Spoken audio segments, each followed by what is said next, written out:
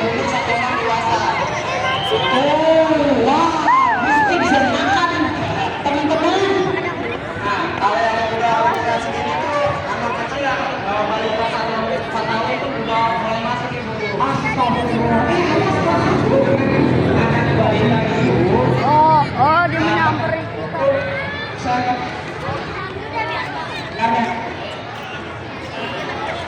Kalau yang sudah dewasa itu, kalau bisa makan manusia orang dewasa itu yang udah sepatak ini pak.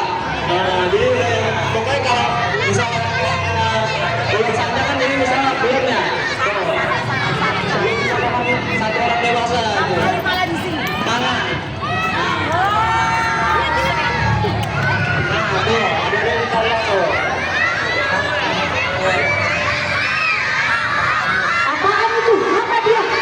Wow. Hati-hati ntar kamu langsung berlahap.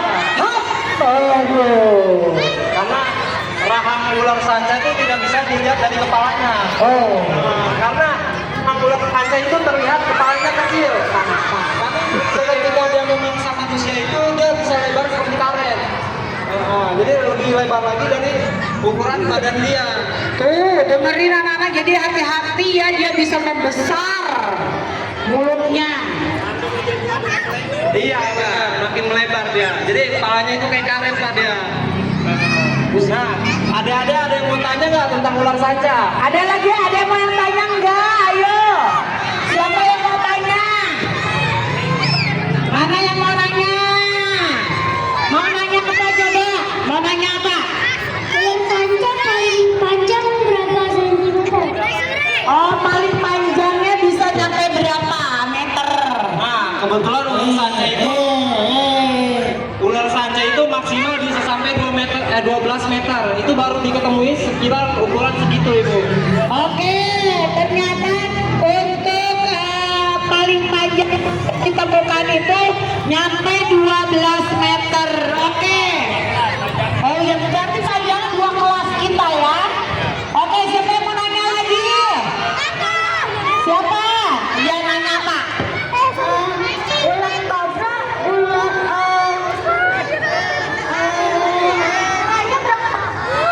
ular kobra, umurnya berapaan? Umurnya? Oh, nyampe berapa umurnya? Apa kayaknya? Nah, kalau ular kobra setelah ini kita akan bahas ular kobra. Kita bahas satu dulu.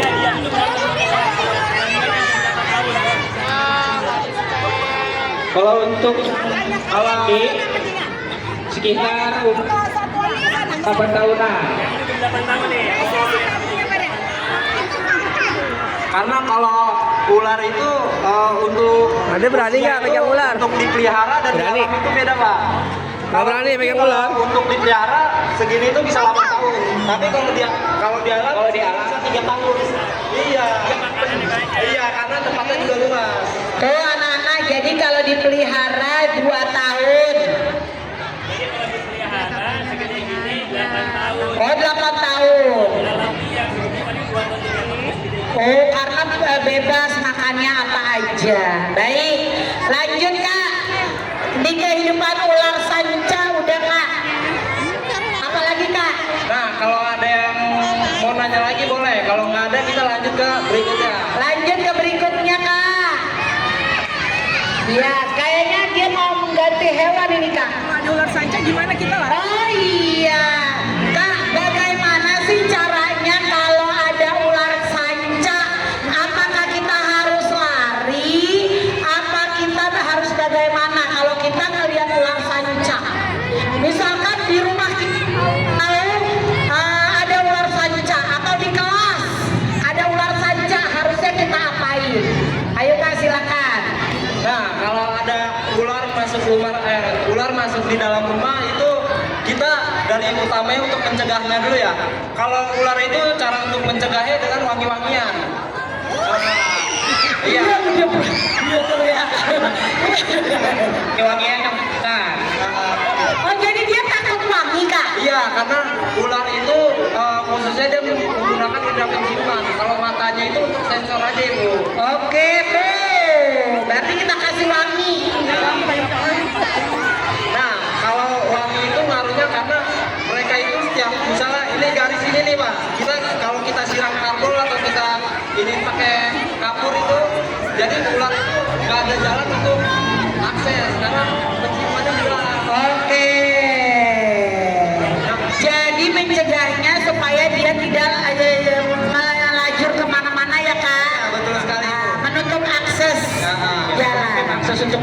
sutra Oke. Tadi udah dibilang, tapi dia nggak dengerin Pak. Kalau ular ini tidak berbisa. Iya, makanya didengerin dong. Nah, contohnya wangi-wangian yang bisa kita pakai untuk mencegah ular tuh seperti kayak karbol. Oke. Nah, terus kayak parfum itu bisa. Terus kayak wangi-wangian cucian baju bisa. Berarti teman-teman, berarti kakaknya bau ya. Soalnya dia mau tuh. Kalau Bu Siti nggak mau dia karena Bu Siti wangi. Yeay. Kalau di lantai, di efektif pakai karbol, pakai botol di lantai digarisin kayak tempat itu gerbang. Nah, kebetulan kalau pakai garam itu mitos lah. Nah, kalau bapak Tuh anak-anak yang coba. yang biasanya camping disuruh bawa garam, disuruh taburin di depan tendanya, berarti itu mitos. Nah, Ya. coba kalau emang pada nggak percaya bisa boleh dicoba. Boleh dicoba sekarang deh ya, iya, takut atau enggak? Oh gitu. Boleh dicoba. Ntar ya coba saya punya garam atau enggak. Iya. Iya. Nah, kebetulan kalau ular itu bukan bernafas dengan kulit. Kalau yang pakai garam itu untuk kayak cacing, lintas, nah, itu baru pakai garam. Nah, kalau untuk ular itu tidak bisa, karena ular bukan termasuk kayak cacing.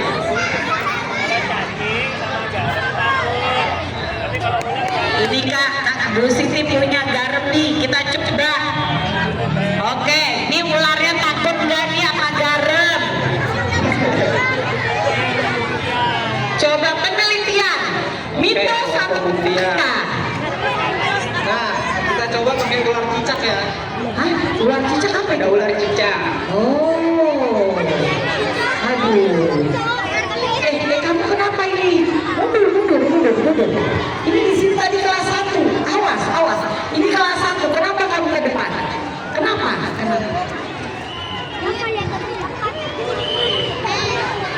Ya Allah, itu ularnya mulia kecil loh. Wow, di garamnya dibikin lingkaran. Coba dia keluar atau enggak?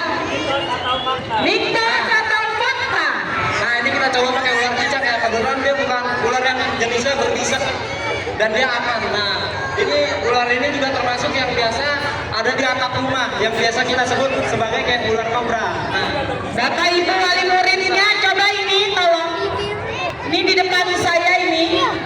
nah, kita coba pakai garam ya. Dia bakal keluar atau tidak? Mitos atau apa? Iya.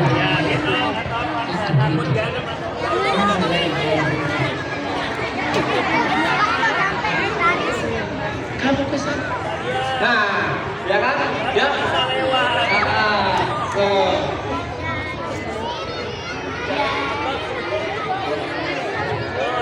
Aku enak. Ini apakah dia lompat kah? Karakternya itu seperti itu. Jadi misalnya kalau ular itu dengan garam. Kok ibu-ibu jadi mitos ya? Kok ibu-ibu? Teman-teman, jadi salah ya. Kalau ular itu takut sama garam itu mitos. Oke Kak. Pakai Wah. karbol dan wangi-wangian. Berarti terusnya pakai karbon dan wangi-wangian. Sobri. Belum mundur Bri, Sobri. Duduk. Berarti kalau camping Bu Iza bawanya karbon ya, sama minyak wangi. Jangan garam yang anak disuruh bawa. Nah, iya, kalau camping mungkin bawa kayak gitu wangi-wangian. Dauni itu bawa dauni. Daunnya baru. Oke Kak, lanjut.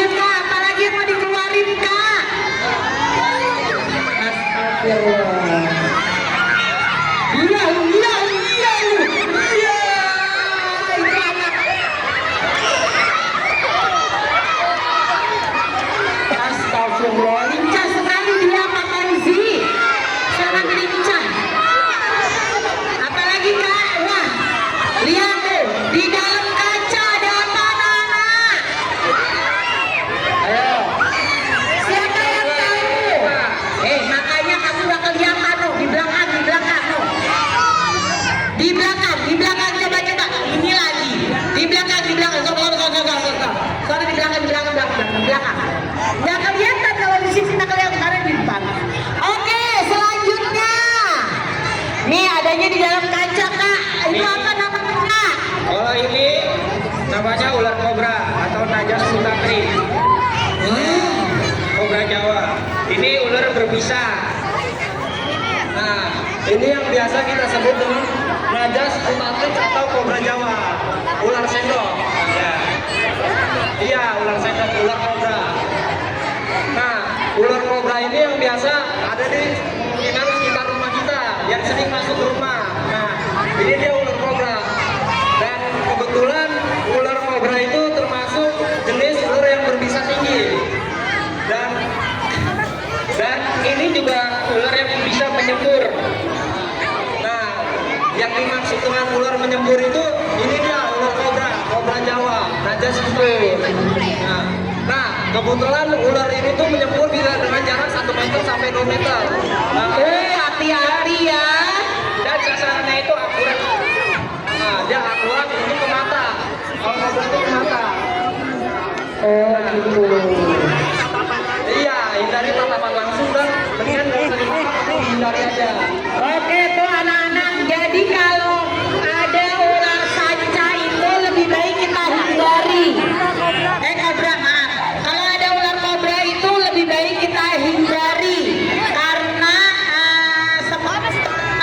apa tadi bisa sampai 1 meter sampai 2 meter. 1 meter atau 2 meter yang bisa berbahaya. Nah, ciri-ciri ular kobra itu memiliki kepala yang tumpul dan yaitu kulipan dari ujung kepala sampai ujung ekor. Nah, kalau dia itu kalau misalnya kobra itu mengeluarkan suara kayak desis kayak. Kebetulan ular kobra ini dia jenis bisa dengan neurotoksin. Suka. Karena dia efek bisa itu menyerang sel darah, sel darah putih. Jadi jika kita tergigit dengan ular kobra itu akan terjadi nekrosis atau pembusukan. Nah, kayaknya kalau kena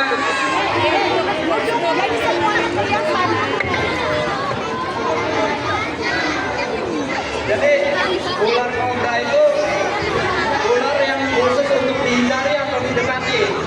Karena ular kobra itu kalau sudah menyembur ke mata itu akan efek pembukaan dan tidak akan bisa diserang menggunakan dengan cara air mengalir. Kalau misalnya kita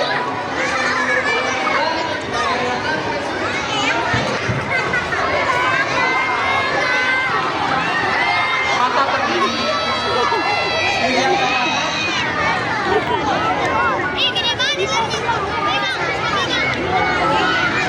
adik-adik sebentar ya adik-adik.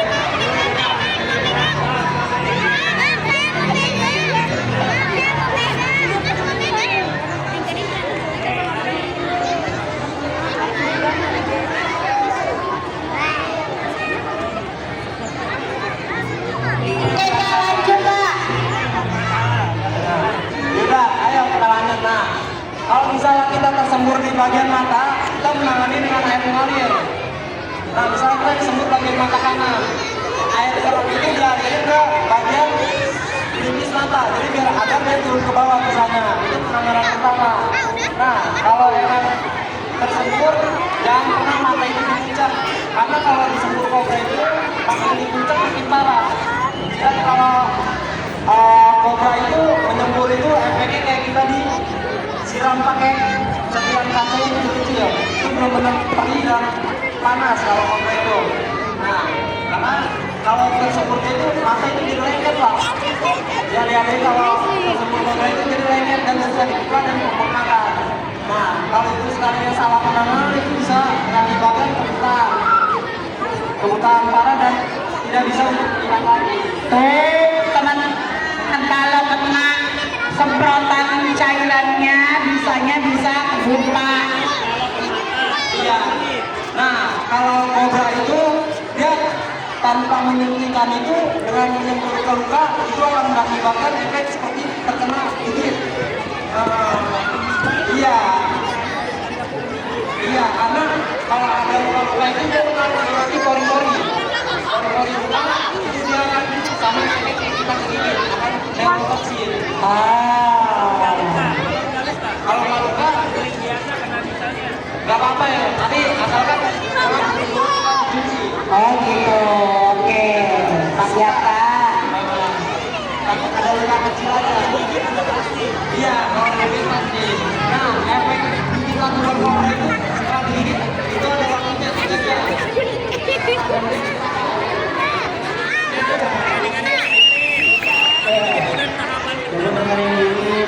Iya. Ayo dengerin. Kalau misalnya ular kobra itu digigit biasanya 3 jam pertama dia akan membiru di bagian yang di kepala. Paling utamanya dia pembengkakan. Nah, dia pasti akan membengkak dan membiru. Dan pasti kalau misalnya udah lama berarti itu udah mengarah ke area jantung atau paru-paru. Berarti sudah menyebar ya Kak? Iya, benar. Ininya.